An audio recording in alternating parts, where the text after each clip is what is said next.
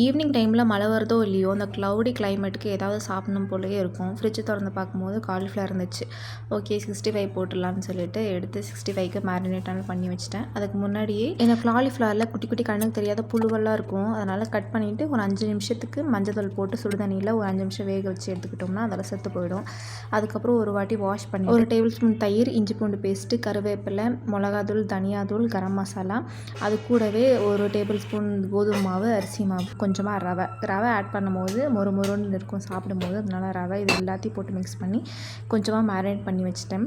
காலையிலேயே பாப்பாவுக்கு காராமணி வேக வச்சு கொடுத்துருந்தேன். அது கொஞ்சம் மிச்சமாக இருந்தது. அதுலேயே ஒரு வாழைக்காய் கட் பண்ணிவிட்டு ஒரு வாழைக்காய் மசால் குழம்பு மாதிரி பண்ணிடலான்னு சொல்லிட்டு சைட் பை சைட் ரெடி பண்ணிட்டு இருந்தேன். எப்பவுமே சாப்பாடு செய்யும் போது எனக்கு ஒரு தாட் ஓடிட்டே இருக்கும். அதே என்ன, என் சித்தி இருப்பாங்க, அவங்க சமைக்கிற சாப்பாடு வந்து ஹோட்டல் சைடில் இருக்கும். அப்படியே ஹோட்டலில் வாங்கி நமக்கு பிளேட்டில் போட்டு கொடுத்தா எப்படி இருக்குமோ அப்படி தான் இருக்கும். இது வந்து அவங்க பண்ணதுன்னே சொல்ல முடியாது. ஹோட்டலில் வாங்கி பிளேட்டில் போட்டு கொடுத்தீங்களா அப்படின்ற மாதிரி தான் இருக்கும்.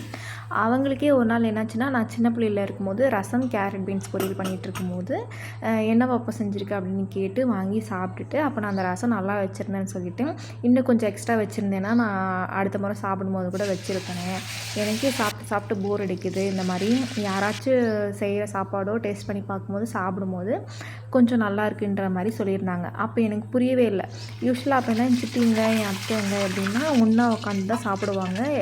என் அப்பாலாம் வேலைக்கு போயிட்டதுக்கப்புறம் அப்போ வந்து எப்படி இருக்கும்னா, இவங்களுக்கு வேறு வேலையே இல்லை, எல்லாத்தையும் கலந்து போட்டு சாப்பிட்டுட்ருக்காங்க அப்படின்ற மாதிரி இருக்கும். ஆனால் ஆஃப்டர் மேரேஜ் எனக்கு இப்போ எப்படி இருக்குன்னா, நான் செஞ்ச சாப்பாடு நானே சாப்பிட்டு யாராச்சும் ஒரு வேலைக்காச்சும் இந்த சாப்பாடு செஞ்சு வைப்பாங்களா, இந்த சுடுசோறை நம்ம சாப்பிட மாட்டோமா அப்படின்ற அளவுக்கு எனக்கு இப்போ வந்துருச்சு.